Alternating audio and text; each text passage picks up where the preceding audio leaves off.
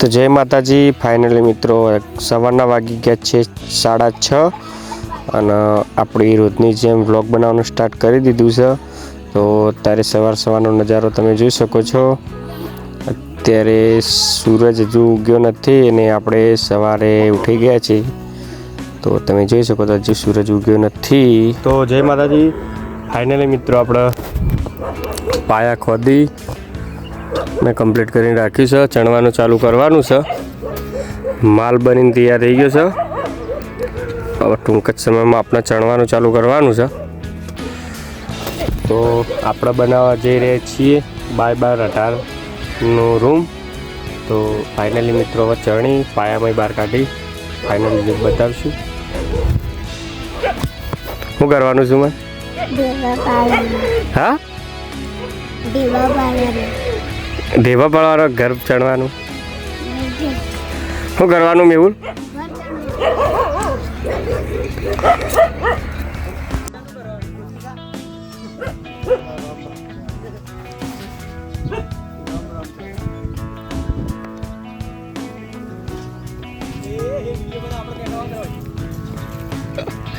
ચાલો તો પેલા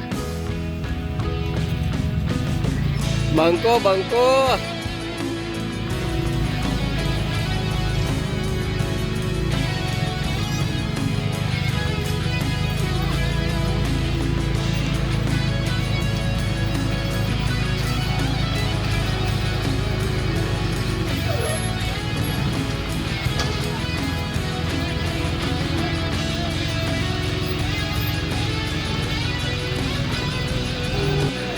મેહુલના પગમાં તકલીફ થઈ હતી એટલે આપણે આવી ગયા એક્સરે કરાવવા માટે.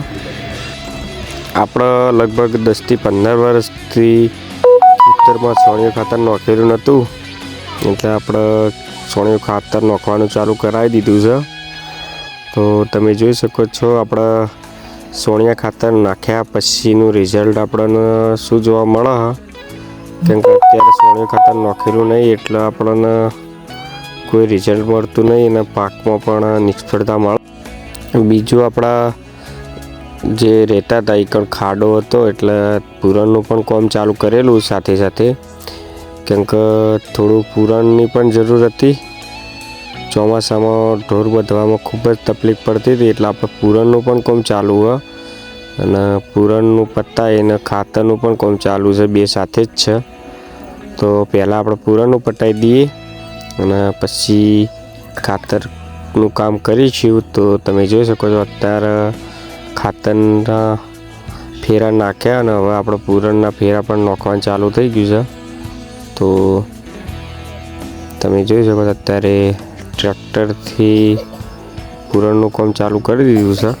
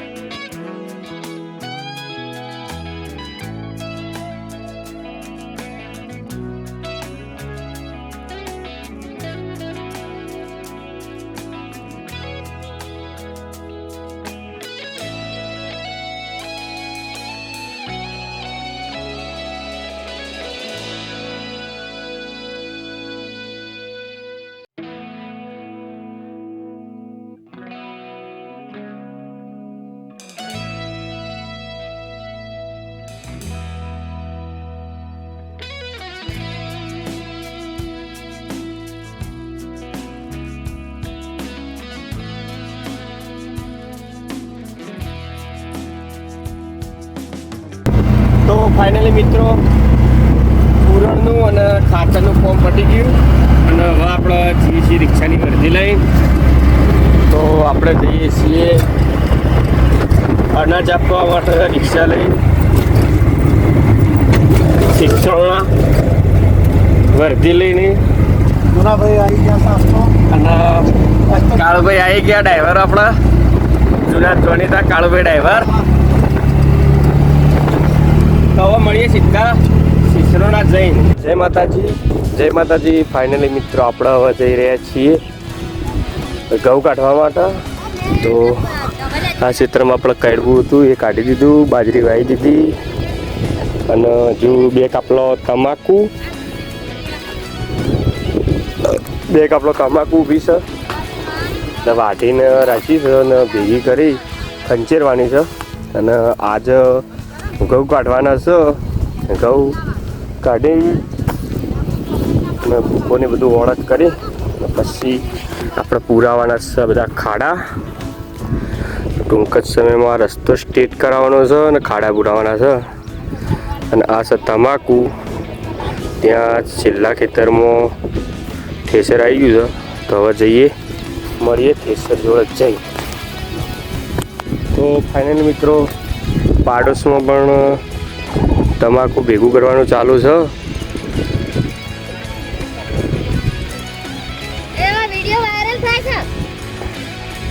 વિડિયો વાયરલ થાય. વિડિયો વાયરલ થાય. તાકી રહો. સીધો તાકજો. આપણા આવી ગયા છીએ ખેતરમાં. આ ખેતરની તમાકુ ભેગી કરવાની. ક્યારે કરવાની અવલબુન તમાકુ ભેગી? કાલ કરવાની. સારું હેડો તાર કાલ કરી દેજો. 2 કાપલોની તમાકુ ભેગી કરવાની છે અને ઘઉં કઢાવવાના છે. આવી ગયું છે ઠેસર, ટોલું લાગી ગયું છે.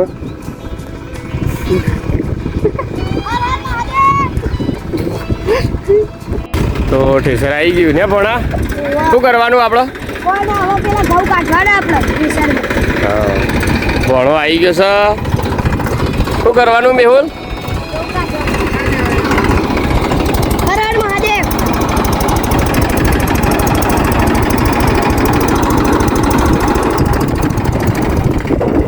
ઠેસર ઊંચું છે.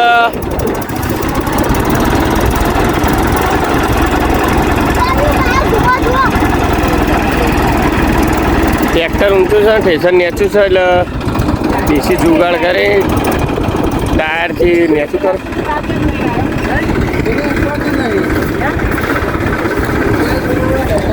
આપણા છે ઘઉં.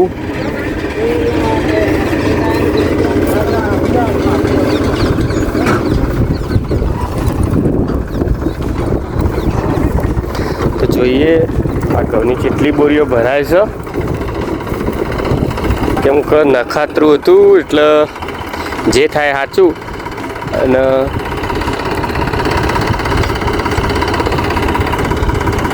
હવે મિત્રો આપણે ઉપર જે ખેતર નવરો થયો એમાં આપણે ખાતર નાખી દીધું છે. અને આપણે આ બ્લોગમાં તમને જોવા મળશે ખાતર અને પૂરણ એ 2 કરાવ્યું છે. અને હવે આ ખેતર નવરો થાય એટલે આપણે આમાં પણ ખાતર નખાવાનું છે. અને ખાતર નાખ્યા પહેલાં આપણે ચીટું અનાજ પકડીએ છીએ અને ખાતર નાખ્યા પછી અને પહેલાં તો ખાતર નાખવાથી શું ડિફરન્સ મળે એ પણ આપણા બ્લોગમાં તમને જણાવશું.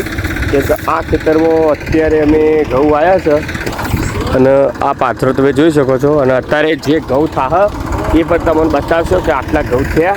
અને પછી તમને બીજો બ્લોગ જ્યારે ઘઉંની સિઝન આવશે એમાં પણ તમને જણાવશો કે એ વખત આપણે કેટલા ઘઉં થયા હતા અને પછી ખાતર નાખ્યા પછી કેટલા ઘઉં થાય છે.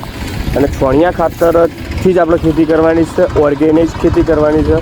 આપણે કોઈ રાસાયણિક ખાતર વાપરવાનું નથી.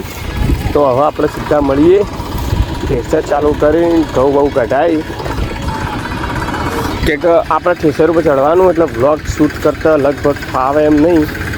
આપણે ફાઇનલ તમને કેસર નીકળ્યા બાદ જ બતાવશો. તો મળીએ. જય માતાજી.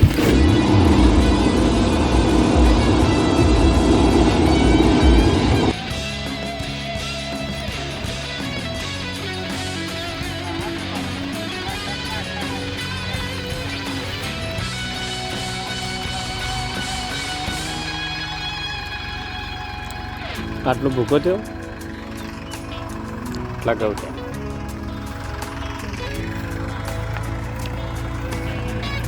તો ફાઇનલી મિત્રો આપણે ઘઉં કઢાવી દીધા. નખાતરું હતું અને ઘઉં એકદમ ઓછા થયા, 2.5 બોરી થયા. જોઈએ હવે ખાતર નાખ્યા પછી આપણને કેવું રિઝલ્ટ મળે. અત્યારે તો આપણે લગભગ 10 વર્ષથી છોણીઓ ખાતર ખેતરમાં નાખ્યું જ નહીં. એનું આ રિઝલ્ટ છે. હવે આ છેલ્લા ખેતરમાં જે ઘઉં હતા એ પટી ગયું. હવે કાલે આપણે જોઈ લઈએ કે આમાંથી તમાકુની હવે કેટલી બોરીઓ ભરાય છે. આ 2 કાપલોની થઈ. ઘઉંનું તો આપણે રિઝલ્ટ જોઈ લીધું. કડવું આપણે થયું લગભગ 4 બોરી. અને પેલા ગંદા ખેતરમાં જે ઘઉં હતા એથી આપણે 7 બોરી. તો હવે જોઈ લઈએ તમાકુ કેટલા બોરી ભરાય છે. તો આટલા આપણે વ્લોગનો એન્ડ આપીએ છીએ. જય માતાજી, જય દ્વારકાધીશ. અને એક ખાસ તો ઘઉંની રોટલી તમે જે લોકો ખાતા હોય એ કોમેન્ટમાં જણાવજો અને કહેજો કે ઘઉં વાવવામાં લેવામાં કેટલી તકલીફ પડે છે ને એ તમને આ વ્લોગમાં જોવા મળી જશે. છેલ્લે જતાં આપણા ઘઉં પછી આટલા થાય એટલે થોડું ખોટું લાગે. કોઈ ના, આવતી સાલ થોડી વધારે મહેનત કરીશું ને વધારે મેળવીશું. તો આટલા આપણા વ્લોગનો એન્ડ આપીએ. જય માતાજી, જય દ્વારકાધીશ.